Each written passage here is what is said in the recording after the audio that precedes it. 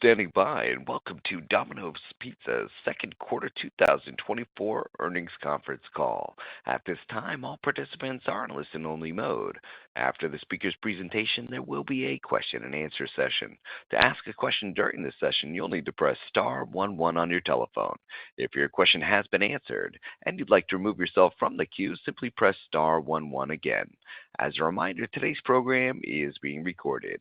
And now I'd like to introduce your host for today's program, Greg Lemenchick, Vice President of Investor Relations. Please go ahead, sir.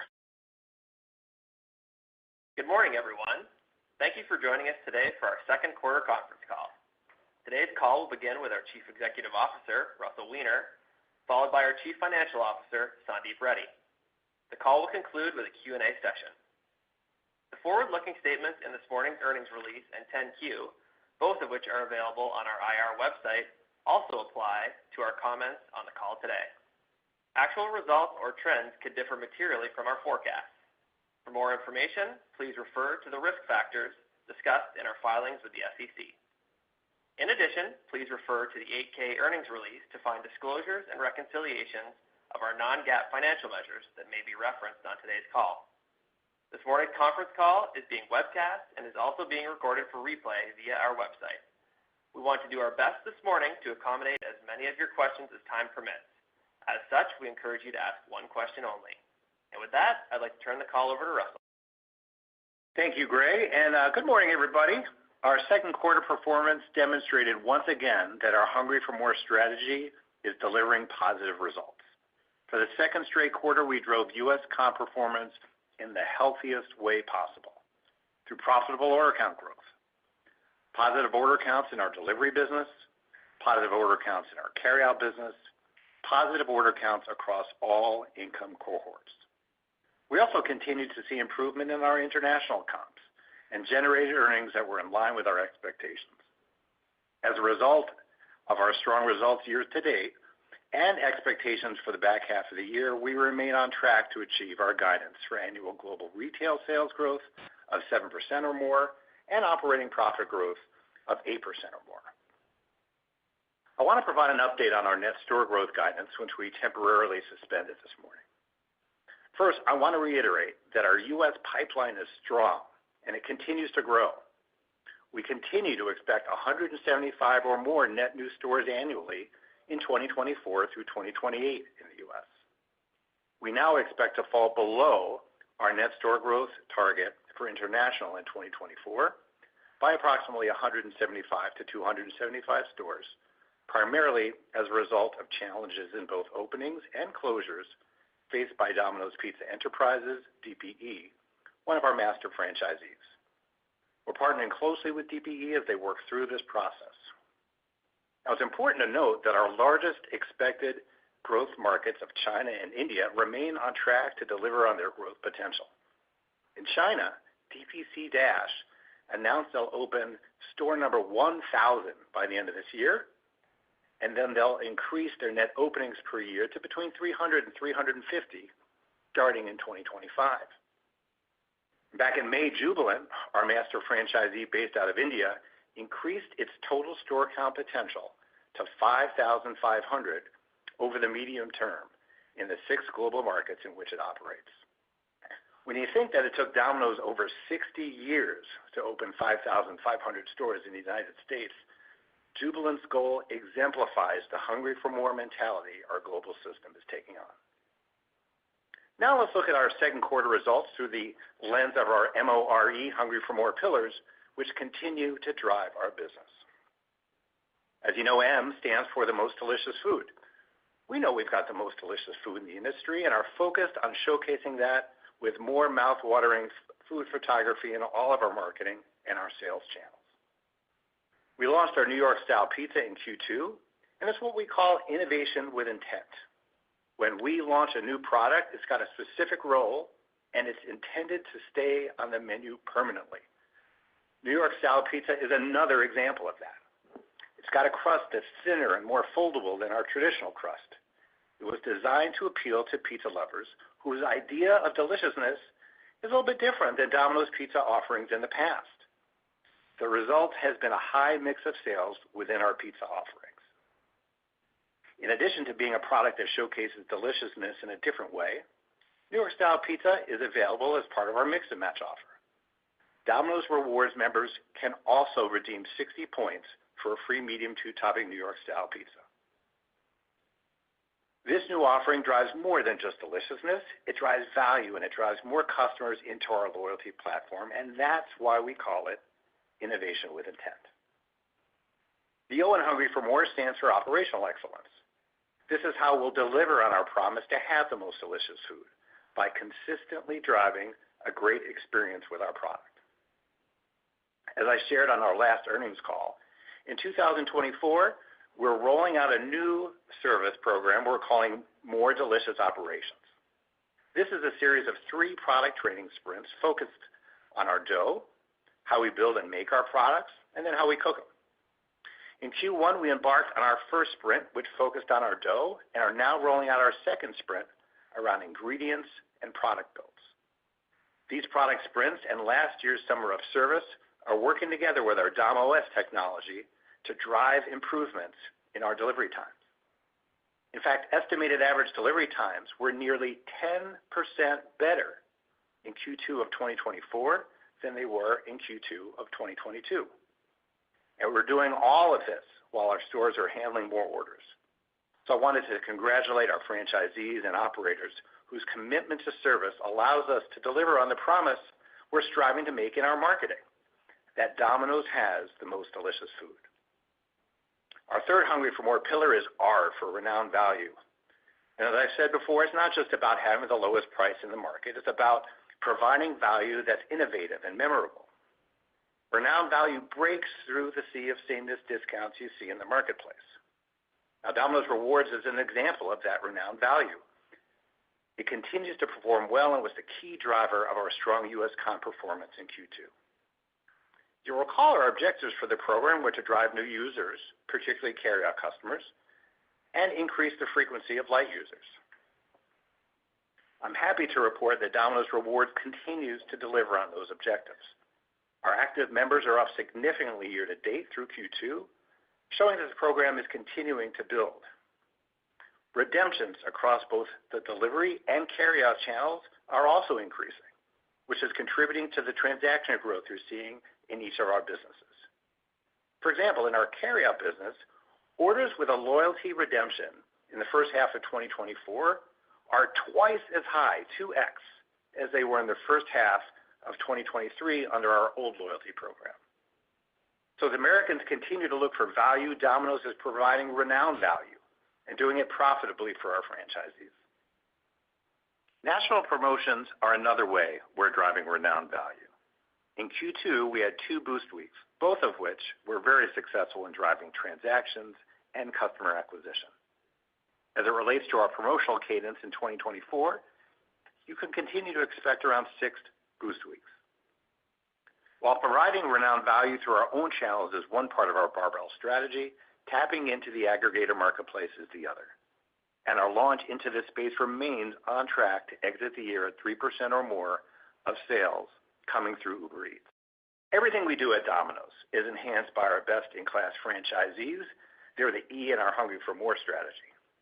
In early May, we hosted our largest worldwide rally with almost 9,000 franchisees and team members in attendance.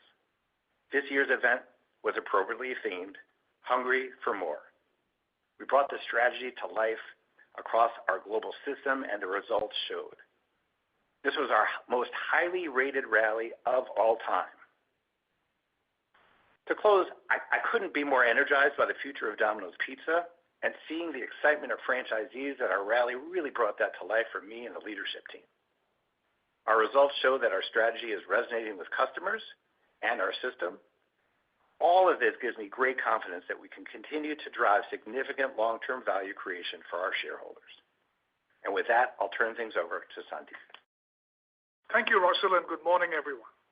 Our second quarter financial results were right in line with our expectations. Our strong start to the year has resulted in profit dollar growth versus 2023 for our U.S. franchisees. We remain on track to achieve our target of $170,000 or more average U.S. franchise store profit for 2024. Excluding the impact of foreign currency, global retail sales grew 7.2% in the quarter due to positive U.S. and international comps and global net store growth. U.S. retail sales increased 6.8%, and international retail sales grew 7.7%, excluding the impact of foreign currency. During Q2, same-store sales for the U.S. came in at 4.8%, which was in line with our expectations. Our strong comps in the quarter for carryout of 7.9% and delivery of 2.7% were once again driven primarily by transaction growth. Our U.S. same-store sales continue to be primarily driven by transaction growth from our new loyalty program and our strong marketing programming. We also benefited from 1.5% of pricing, which was inclusive of high single digits in California. Our sales mix from Uber grew to 1.9% for the quarter. The incrementality of Uber sales continues to be in line with our expectations. Our comp tailwinds were partially offset by a higher carryout mix, which carries a lower ticket than delivery. Shifting to U.S. unit count, we added 32 net new stores in line with our expectations. This brings our U.S. system store count to 6,906. We remain on track to achieve our 175 or more net store growth target in the United States in 2024, and we anticipate opening our 7,000th store by the end of the year. Shifting to international, where comp results were generally in line with expectations for the quarter, same-store sales, excluding foreign currency impact, accelerated to 2.1% in the quarter. The improvement from Q1 was broad-based as we saw improvements in our Europe, Asia, and Middle East markets. Store counts increased by 143 net stores as we finished the quarter with more than 14,000 international stores. Our net store openings were impacted by softness in DPE on gross new store openings and closures. Income from operations increased 1.7% in Q2, excluding the negative impact of foreign currency of $2.7 million. This increase was primarily due to higher franchise royalty revenues resulting from global retail sales growth. This was partially offset by higher G&A, which was primarily driven by higher labor expenses, as well as the company's worldwide rally expense as communicated on our last quarterly call. I expect the return on this expense to be extremely high, as everyone across our system left engaged, inspired, and ready to drive our Hungry for More strategy.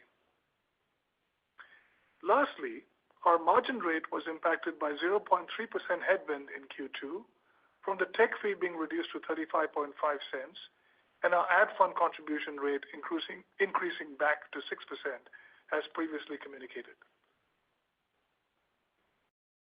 Now turning to our outlook.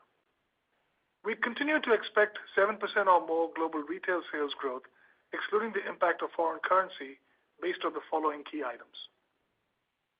First, our 2024 U.S. comp to be above the 3% or more long-term guide as a result of catalysts in Uber and loyalty for the full year, and we expect comps to be 3% or more in Q3 and Q4. Specific to Q3, we expect comps to be slightly below what we saw in Q2 on a one-year basis, as we're expecting one less boost week, partially offset by a continued ramp in Uber. Second, sales through Uber to increase as marketing and awareness grow, and we're expecting to exit the year with an overall sales mix of 3% or more. Third, international comps to accelerate to 3% or more long-term guidance in the back half of the year. As Russell noted, we now expect to fall below our 1,100 or more net new store number for 2024. This is due to challenges in our international business, primarily related to DPE. As we get further visibility into the full effects of DPE's store opens and closures, we will provide an update on the impact to our long-term outlook for 2025 and beyond. We continue to expect an 8% or more year-over-year increase in operating income, excluding the impact of foreign currency. To highlight some of the components. First, for the year, you can expect operating income margins to be relatively flat compared to 2023 and to be down slightly in Q3. As a reminder, we are not expecting to see cost leverage in 2024, primarily due to investments we are making in consumer technology, store technology, and supply chain capacity to support future sales growth. Second, we are now expecting supply chain margins to expand compared to the prior year due to some favorability in the food basket and slightly higher procurement productivity.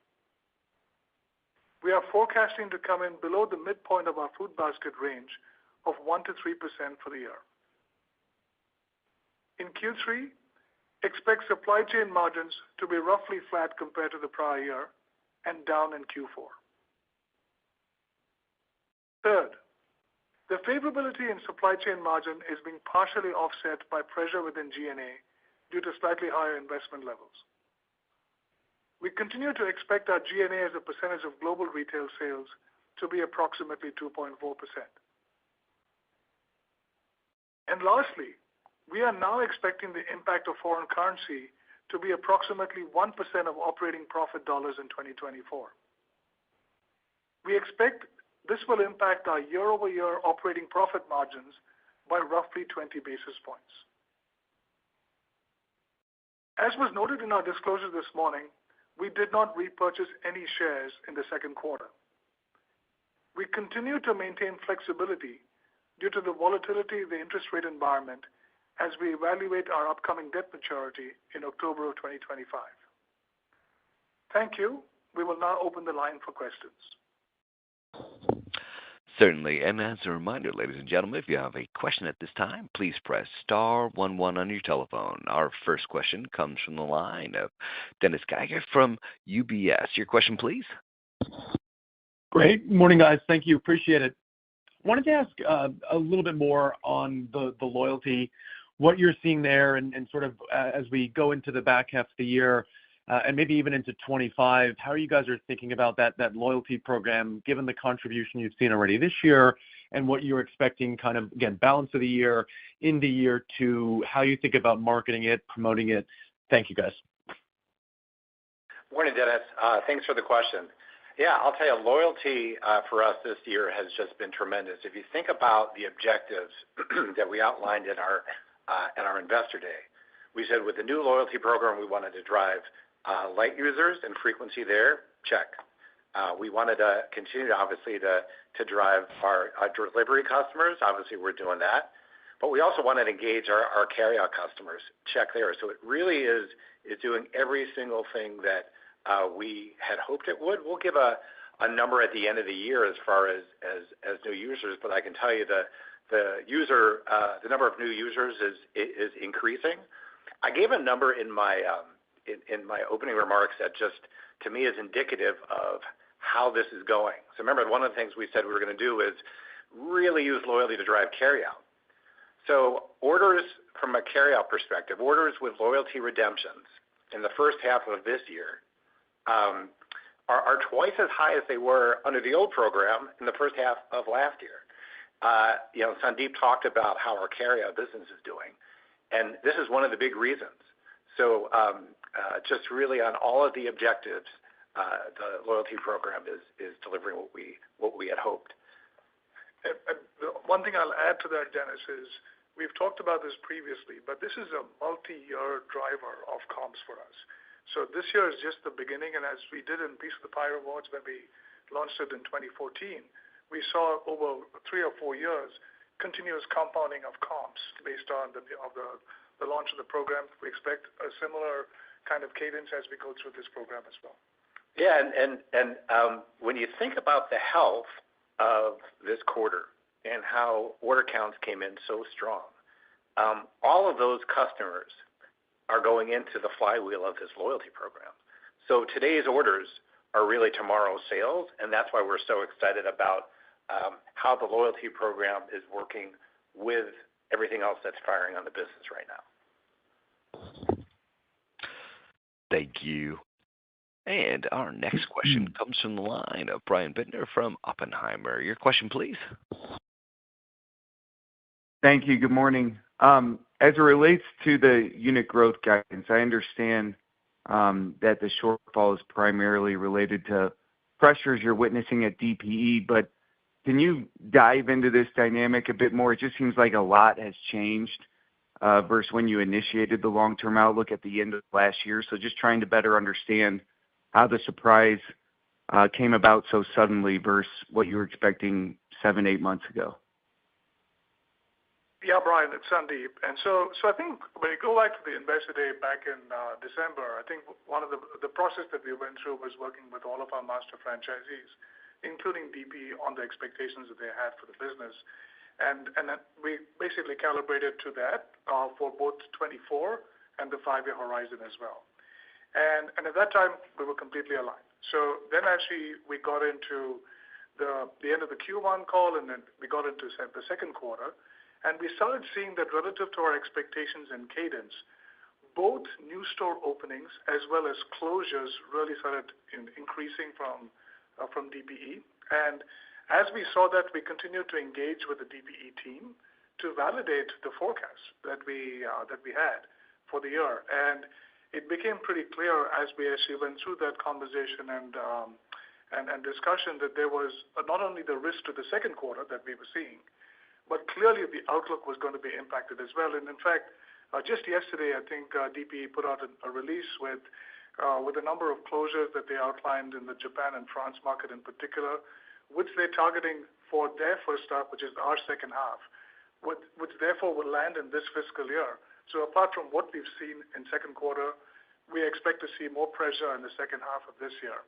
So I think when you take the collective of all of that, it was a pretty material update that we were going to see in the numbers for this year, and we felt it appropriate to update our guidance for 2024. And also, you will notice the range is 175 to 275. Why is the range that big? Because I think as we go through the process of not just the closures, but the potential openings, the timing of it could potentially shift between our fiscal 24 and fiscal 25. And that's why we're temporarily suspending guidance on the long-term outlook as well, apart from this year. So that's kind of what went on in the background, Brian, so you understand that. But I think one of the things I want to just come back to is when we look at our long-term guide, I mean, we're talking about maintaining our GRS growth of 7% plus and our operating income guide of 8% plus. And the reason for this is the store closures that we're talking about are very low volume stores. So when you actually put it all together, the aggregate impact to operating income is really immaterial in the grand scheme of things. And so that's why we're very confident in our operating income guidance. And we're reiterating that, and as you saw this morning. Yeah, and Brian, I would just add to that. I think, what this shows me is how many levers we have to grow this business. And so, certainly we're working with DPE, but let me just put some of this in perspective. So our sales and stores are still on target for the 7%. I'm sorry, our sales and profit for the 7% plus and the 8% plus. And with those headwinds in DPE, that means we have a lot of other things firing. And so just maybe I'll start with development. So at the same time as we have this DPE news, we have news that China and India are increasing their outlook. We've got today, 14,000 stores. Half of those stores we've opened since 2015. And so the momentum we have on our way to 40,000 stores, which is a lot more room for us, is tremendous. Then when you think about our development in the U.S., obviously we're as Sandeep said in his remarks, 175 plus is still our target this year that we're going to hit. And when you think about the strength of development, openings are really important, so are closings. And in the trailing 12 months in the U.S., we've closed, only 7 stores out of a total of about 7,000. And so development, I think, overall is pretty healthy. And like I said, we've got these other things firing at the same time, which is why our sales and profit numbers are still coming in at forecast. Thank you. And our next question comes from the line of David Tarantino from Baird. Your question, please. Hi, good morning. My question is a follow-up, Russell, on your comments about the outlook for the year being unchanged. I guess, we've seen signs that consumer spending is slowing, and certainly in parts of the restaurant industry, and it feels like the degree of difficulty in the U.S. has increased. So I just wanted to ask you to give some commentary on why you're so confident in holding those targets for this year, and whether you think the degree of difficulty is higher or unchanged versus what you were thinking previously. Thanks. Yeah, thanks, David. To me, the best predictor of the future, even though I have a lawyer in the room who probably tells me I can't say this, is what's happened. And you're right about consumer spending slow, but let's think about what's happened with that as a backdrop. Is we've grown orders in our delivery business, our carryout business, every income cohort. We haven't talked about international, but we've grown order count in international. And so that's what's going on in an economy where folks are kind of maybe struggling to decide what to buy. And so if order counts are positive in that scenario, then as the momentum, swings eventually, I expect our momentum to continue. So what you do when times are tough, to me, that talks about the strength of the brand. And that's why I just could not be more excited about how we delivered the results for the quarter.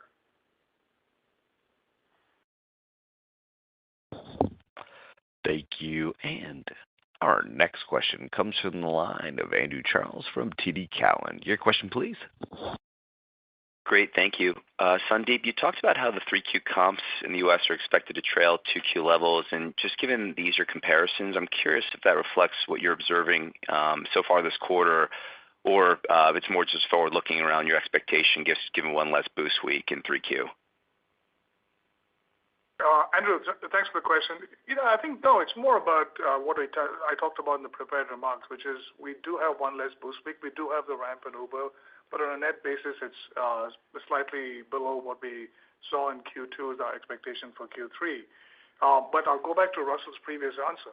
We are seeing tremendous performance in terms of transaction growth for the entire first half, and we're expecting to see that same performance in the entire second half. And so we're very confident in the ability of our business to deliver the kind of momentum that you've seen already in the first half, in the back half, including Q3. Thank you. And our next question comes from the line of David Palmer from Evercore. Your question, please. Thanks. Good morning. I guess the question is about, I'll make it a kind of a two-parter. It looks like the sales trends are pretty volatile in the U.S. from the data that we see. For example, things look like they were weaker in April when you didn't have sort of a value forward message like emergency pizza or the $3 tip. Could you kind of reflect on the quarter and what you're seeing in terms of the consumer response to stuff, and maybe, give us a sense of what you think is working and not working in the U.S. And then separately, I think people are going to be concerned about the fourth quarter. If the third quarter is worse than this quarter, maybe, let's say you do a 4% in the third quarter, I think people are going to be concerned about you holding that 3% plus in the fourth quarter, given the comparison. So maybe you can address both of those. Thanks. Yeah, sure. Maybe I'll give it a shot, and Sandeep, if I miss anything. As far as the volatility in the short term, I think, we look at, quarters, not days, and obviously years as well. And there are always some bounciness based on everything from, weather to what we put out there. And so I like the second part of your question, which is kind of big picture, what's working and what's not working. What's working is the Hungry for More strategy. And I'll give you an example, maybe using, one of the things we are doing this year, as we talked about, was we're going to launch 2 new products. So we just launched the New York Style Pizza. New York Style Pizza is all about the most delicious food. It's an innovation with intent. There are, believe it or not, some people out there who don't love our traditional crust, so this is an incremental crust, more foldable, hopefully bring new people in the fold. At the same time, that new product is delivered in better delivery times than it was 2 years ago. That's operational excellence. It's part of our mix and match promotion. It's also part of our loyalty program, Renowned Value. And so what we're doing, David, is really tethering all these things together. There's never anything that's firing one cylinder on its own. There truly is a domino effect of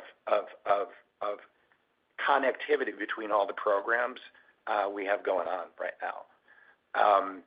From a not working perspective, I mean, we're always hungry for more. That's kind of the bumper sticker of this company. But I've been here 15, 16 years, and I know what drives the business. It's orders, it's stores, it's market share. And the orders that you've seen, the stores that you're seeing, are just think about what traditional growth has been for the pizza category. We are going to be big winners from a share perspective. And once you do that, everything grows. Your franchisee profitability grows, your advertising fund grows, you get a moat. And our moat is filled right now with orders and stores and franchisee profits.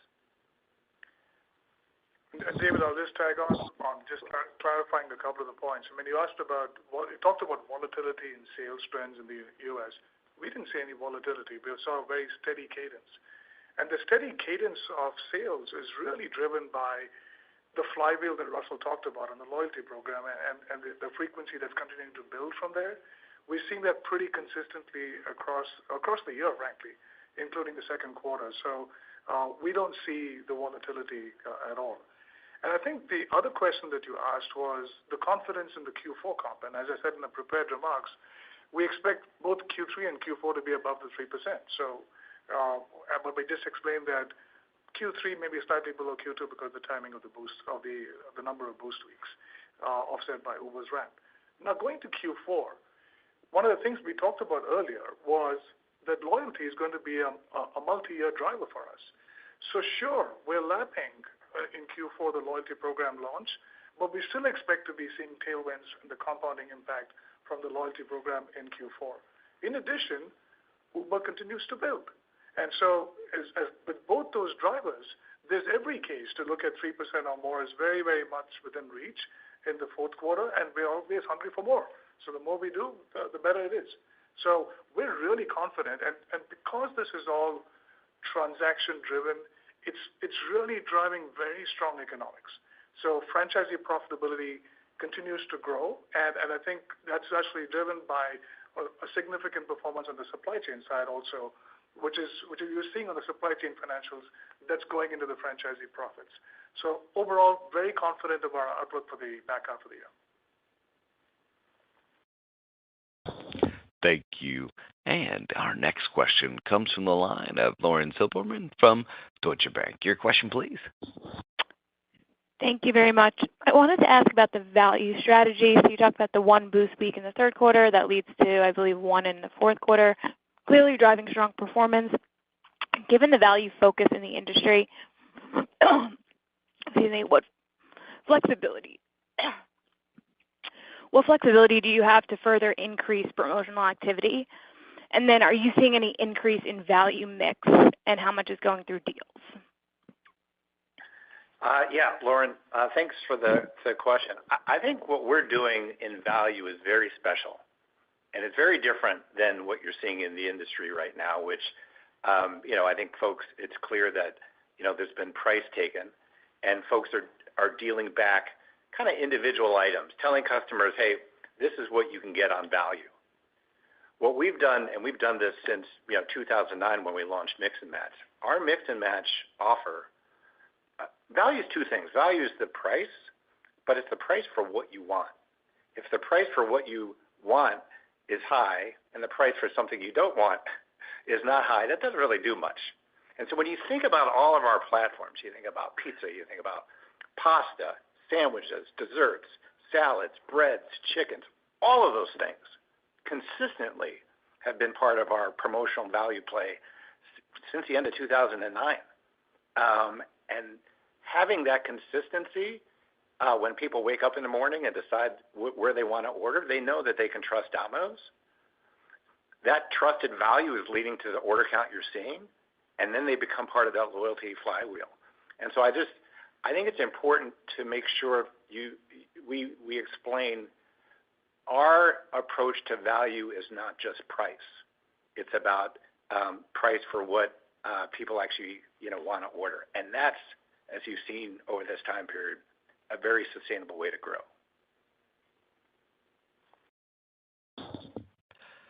Thank you. And our next question comes from the line of Gregory Frankfurt from Guggenheim. Your question, please.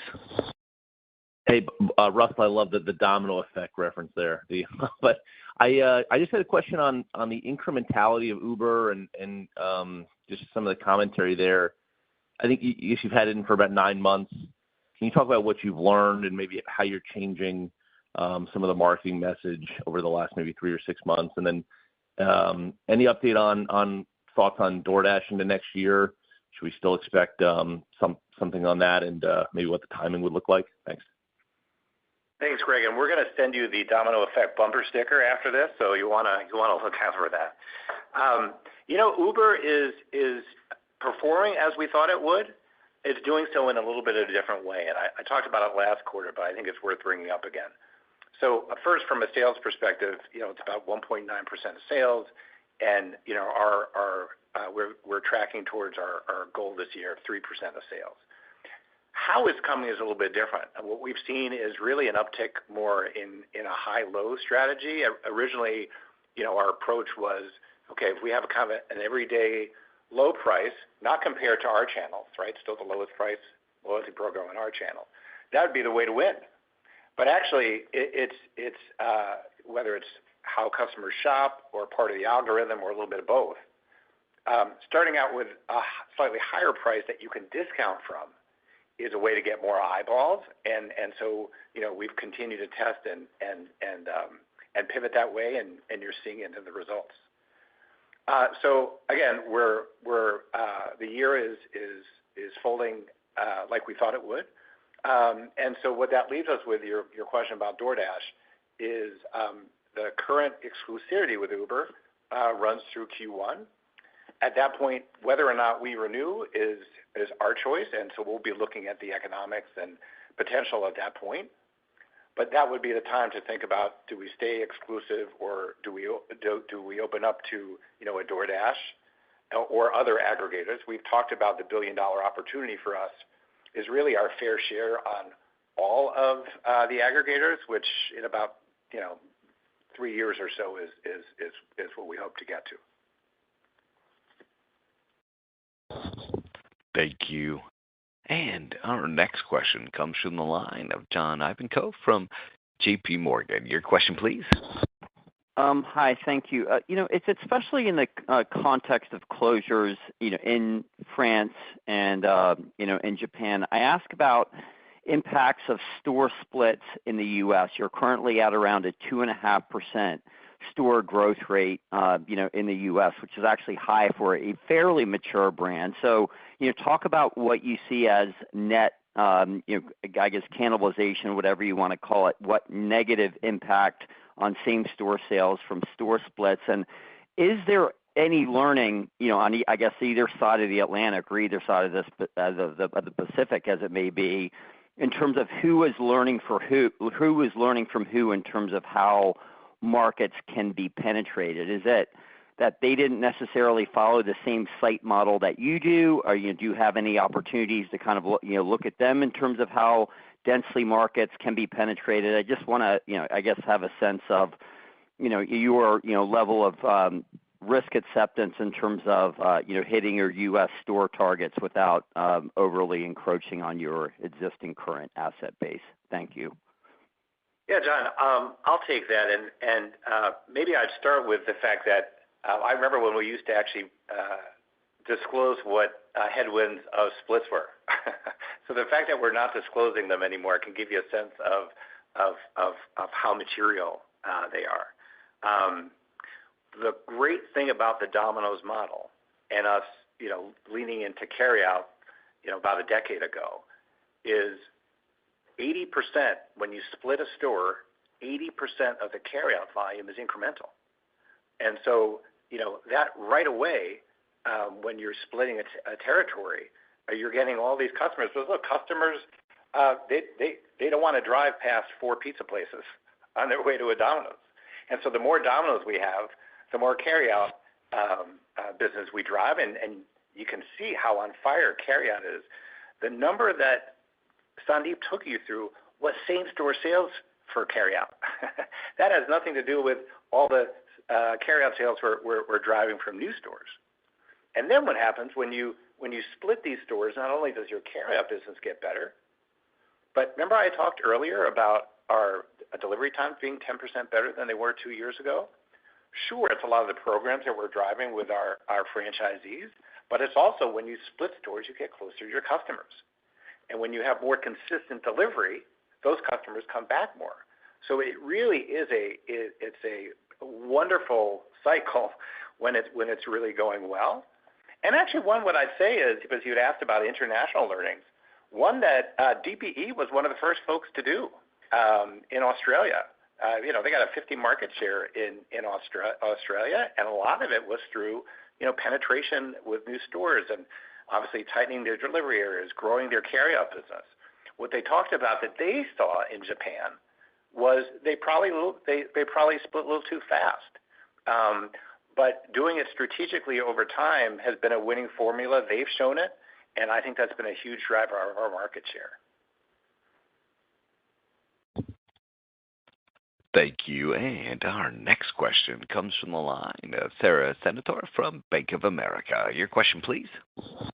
Thank you. I have actually sort of one just clarification and then a question on the new restaurant growth. So I guess the clarification was just quickly on the pricing versus cost inflation and whether franchisees are seeing something similar. Obviously, you're still on track for the franchisee profitability targets, but pretty modest pricing increase that clearly didn't cover inflation for labor insurance. Is that kind of the dynamic that we should expect to see broadly going forward, or was there anything kind of one time in this quarter that specifically perhaps around insurance? But then the question on net restaurant growth is about, you mentioned strength in China and India.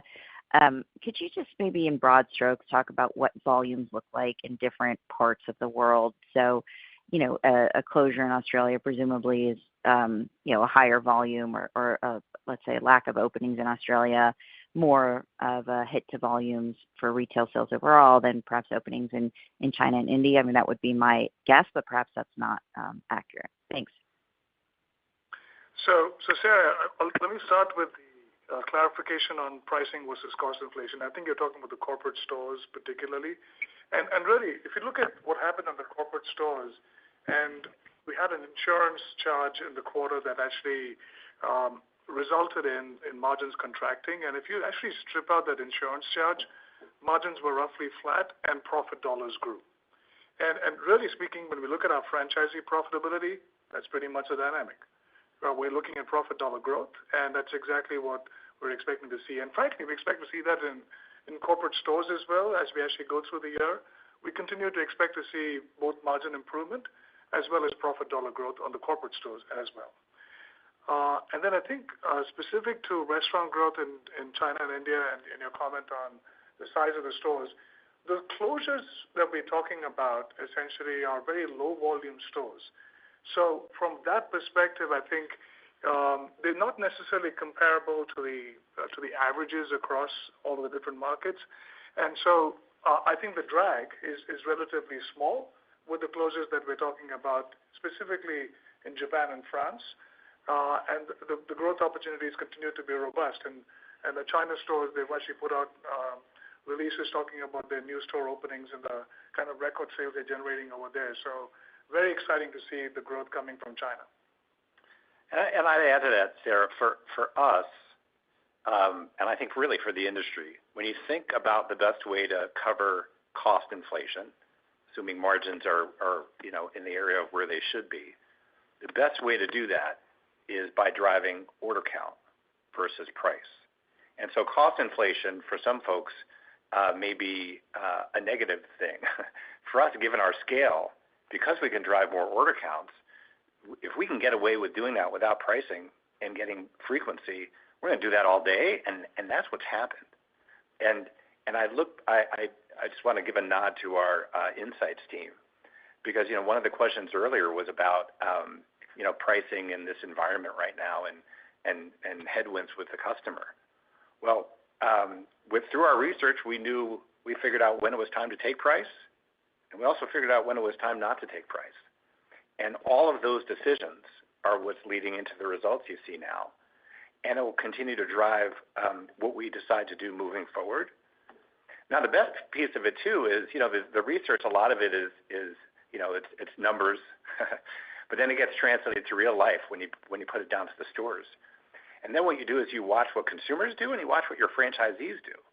And what's been great is obviously the order counts, so consumers are happy, but franchisees are sticking with the recommendations, not only obviously on their national offer, but local offers and menu pricing.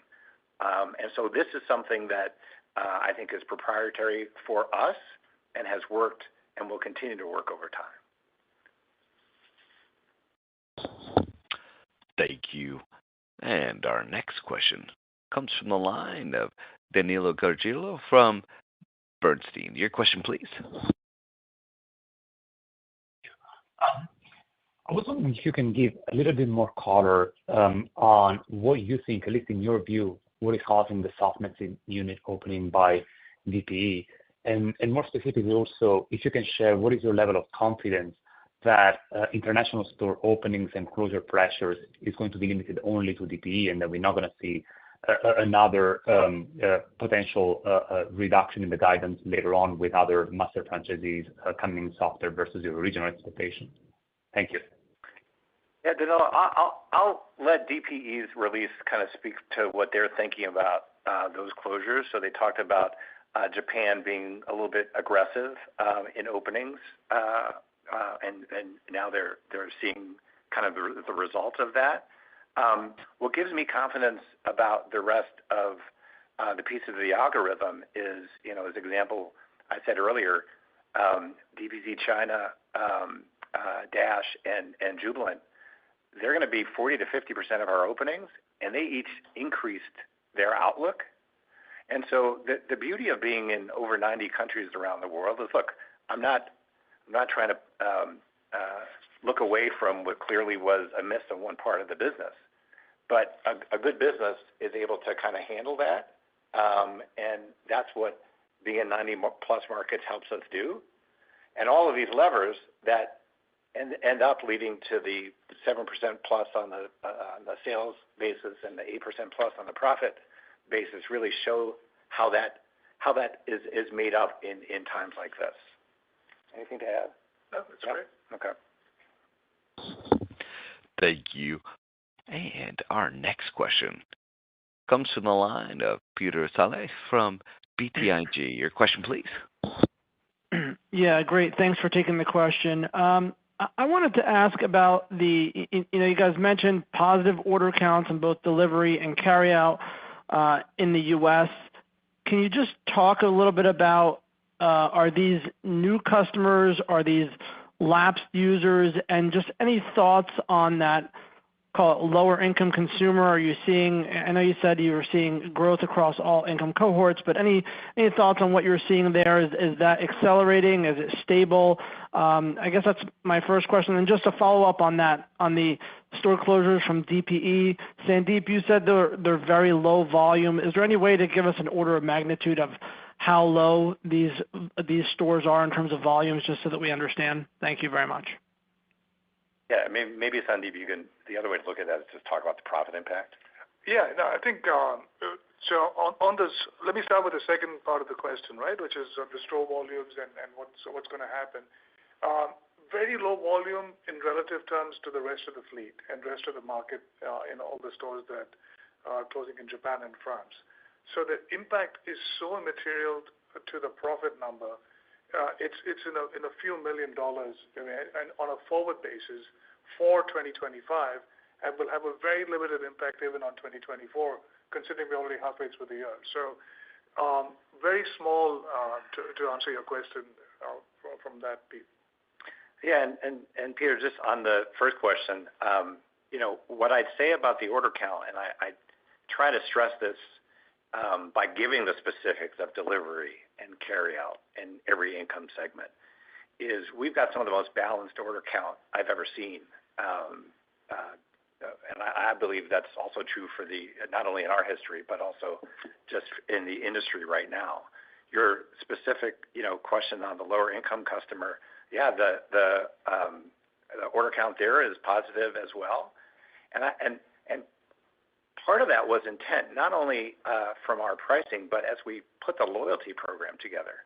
Remember, you used to have two things. You had to buy $10 worth of food to get any points. Now it's $5, so that hurdle's a little bit easier. You used to have to buy 6 times to get something free.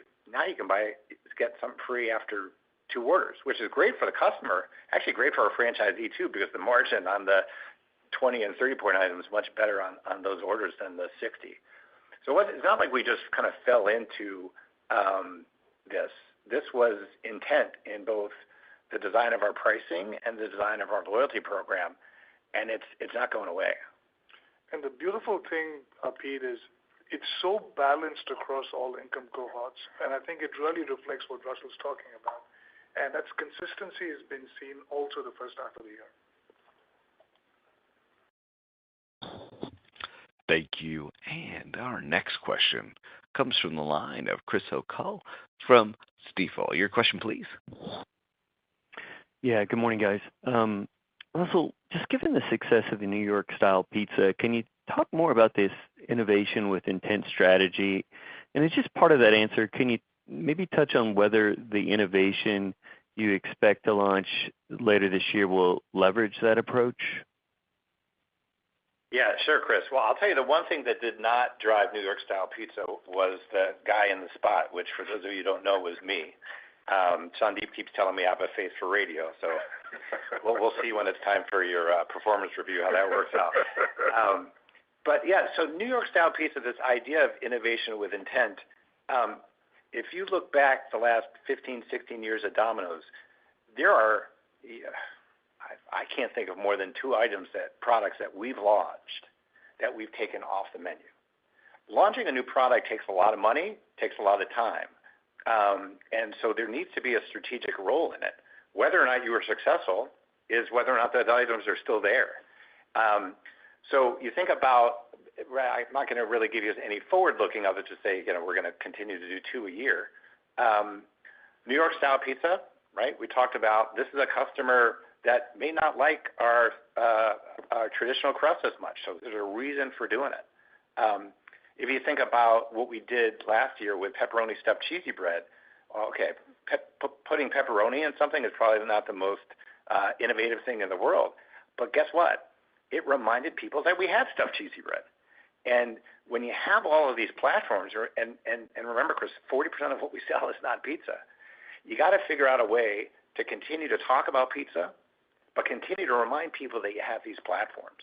And so, maybe those are 2 good examples of intent. One is going after a customer that probably doesn't frequent Domino's, and the other is reminding people of a platform that, when they add to their order, increases ticket and is more profitable for our franchisees. Thank you. And our next question comes from the line of Brian Harbour from Morgan Stanley. Your question, please. Yeah, thanks. Good morning, guys. If I could just follow up on some of the comments about store margins.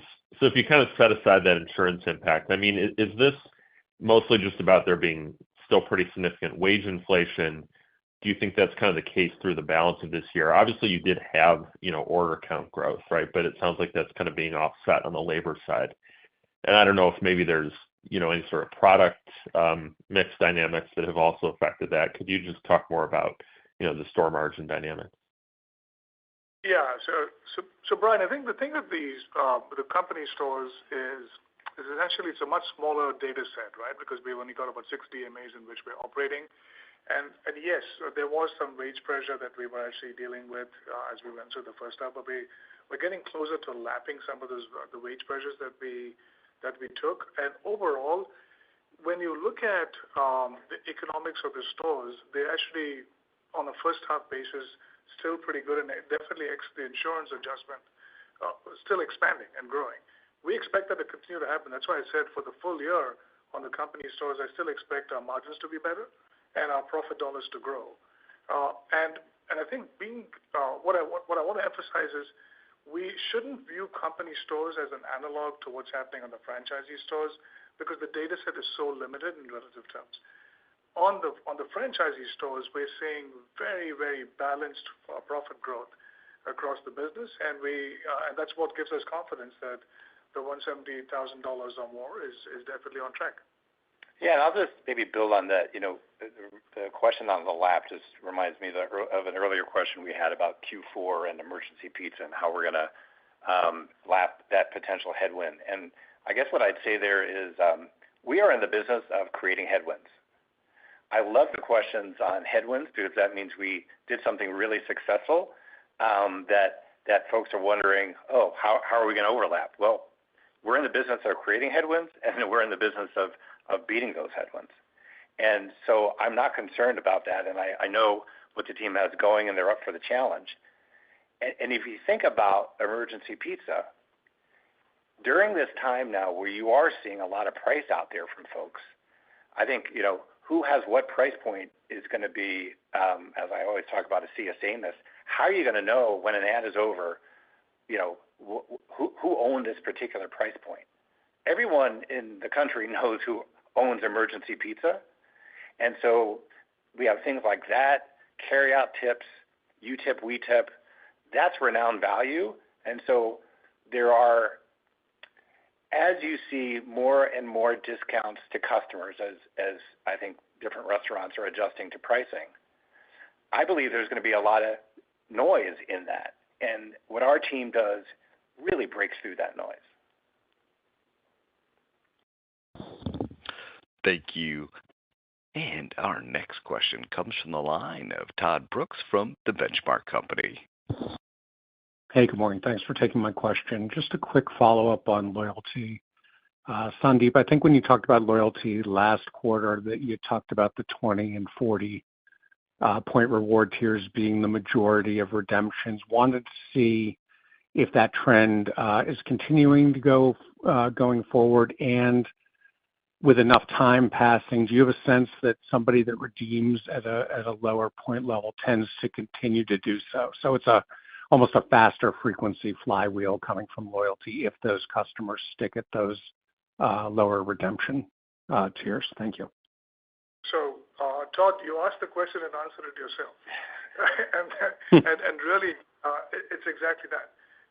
We have been seeing very consistent trends in terms of the redemptions of the 20 and 40 point levels, and it is driving that frequency flywheel as we go along because they're continuing to transact and redeem, and that's what we're very confident on continuing as we move forward into a multi-year flywheel. Yeah, and back to the question before, Todd, that reminds me of the innovation with intent. Innovation with intent is not just new products. It's a loyalty program and how you put your renowned value together. So with emergency pizza, if you recall, you buy a pizza, you can get a free one in a month. Well, you do that, all of a sudden you're part of our loyalty program. You're at 20 points, you're getting a free item. With our tipping program, either carry out or delivery one, if you buy one, you're part of the program. You then use your tip, you've got a second item if you're part of the loyalty program, and you're redeeming. The most important thing about our new loyalty program is getting people to understand how easy it is to earn. And the programs that we're putting out there aren't just driving sales, they're driving that clarity for folks about, wow, I can get stuff really quick. Thank you. And our next question comes from the line of Christine Cho from Goldman Sachs. Your question, please. Hi, thank you. So I know you have just had the worldwide rally in May, so really curious to hear some of your key takes from the event. What were any surprises? What were the areas that your franchisees around the world are most excited about, most worried about? Any common strategic priorities that have come up there would be great. Thank you. Yeah, Christine, this was a fantastic rally, and it's not just me saying it. I'll give you some numbers on it. You know, we do quantitative studies on everything here at Domino's, so we do it on our rally. It was the highest rally we've ever had as far as people, but the scores of attendees, we've never had a higher one. And this one blew my mind. I'll get yelled at later if I'm sharing something I shouldn't. But one of the things we asked people is, did you take away the key message? And the results there were 98% took away a key message. We've never had numbers anywhere like that. And the cool thing was people were leaving the rally. You know, a lot of times you do these rallies and whatever they're called, you know, like the bumper sticker, you know, we're going to send out earlier. It really is more, what does the T-shirt look like? Or what do people shout? Hungry for More was more than that. Folks came away knowing what jobs they needed to do. And so the really cool part for me were, for example, the U.S. franchisees leaving and saying, I got it. I'm responsible for the M and the O, making sure the food, we make it delicious and we deliver it the right way. We had international franchisees saying, this idea of renowned value is really, really interesting. And what happened? We went back and, you know, you've seen changes in the marketing in a lot of our international markets because of Hungry for More. And so I believe it not only talks about the strength of our system, it's nice to have, you know, profitable franchisees all in one place. They're all pretty happy. But when they come away talking about the future is what makes us really excited. Thank you, Christine. That was our last question of the call. I want to thank you all for joining our call today, and we look forward to speaking with you all again soon. You may now disconnect. Thank you, ladies and gentlemen, for your participation in today's conference. This does conclude the program. You may now disconnect. Good day.